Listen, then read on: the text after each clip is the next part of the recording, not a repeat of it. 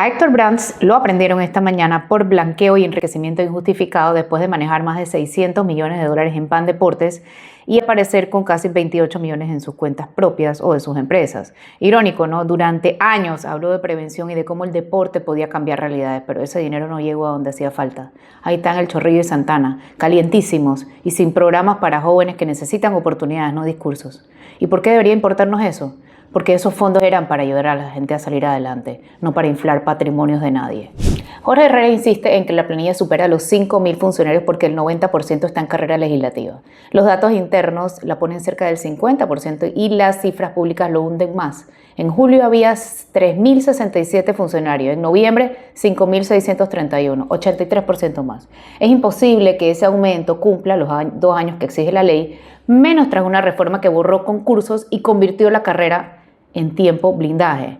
Entonces dice que eliminaron oficinas de participación ciudadana, pero su gasto sigue ahí y empiezan los traslados, ¿no? Adopta tu botella versión oficial. Y toda esa plata sale de tu bolsillo.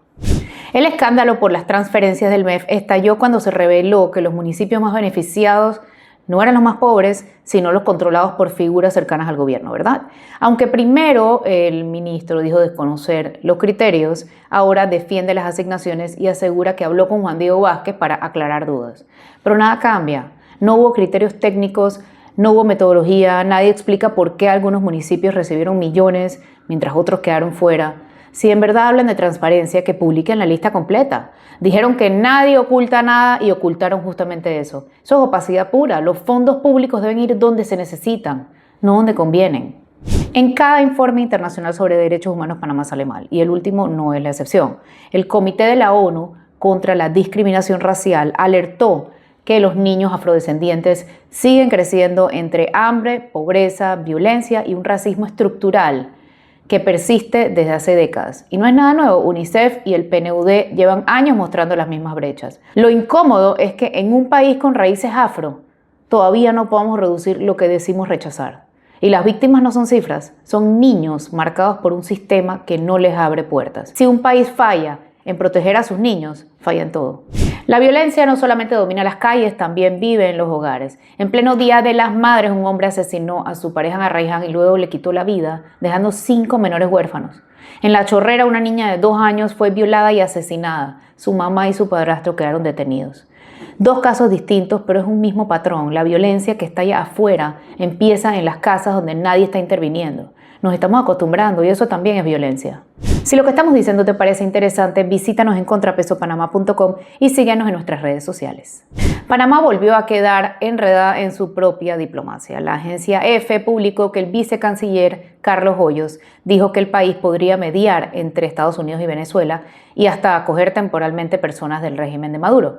Luego salió a aclarar que no era exactamente así. Entonces, Panamá es mediador, aspira a serlo, fue un desliz que ahora intentan corregir, porque lo que EFE reportó coincide con lo que otros medios escucharon también. El problema no es menor, la política exterior no se puede improvisar. Esta confusión nos mete en tensiones que no buscamos ni necesitamos. Con el viaje a Oslo, el país vuelve a quedar en piloto automático. Ya van 17 veces sin presidente y sin vicepresidente que asuma porque no existe esa figura.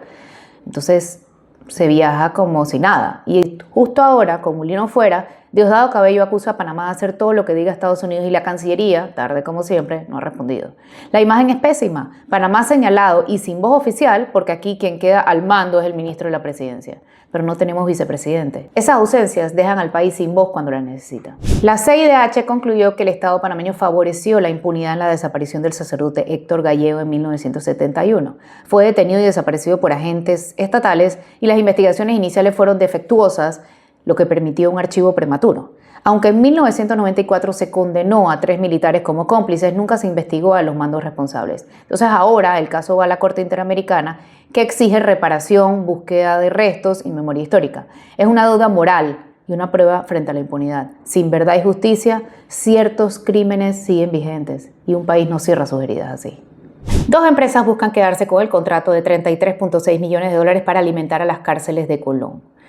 Un negocio grande, pero nada nuevo, porque desde el 2012 un mismo consorcio manejó casi toda la comida del sistema, acumulando más de 300 millones de dólares en contratos y adendas.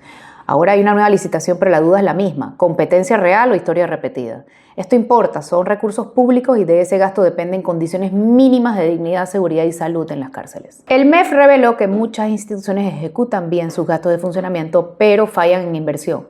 Por cada $100 para operar, solo 70 llegan a proyectos reales. Vivienda, salud, obras públicas avanzan y otras como educación, universidades y acueductos se quedan estancadas.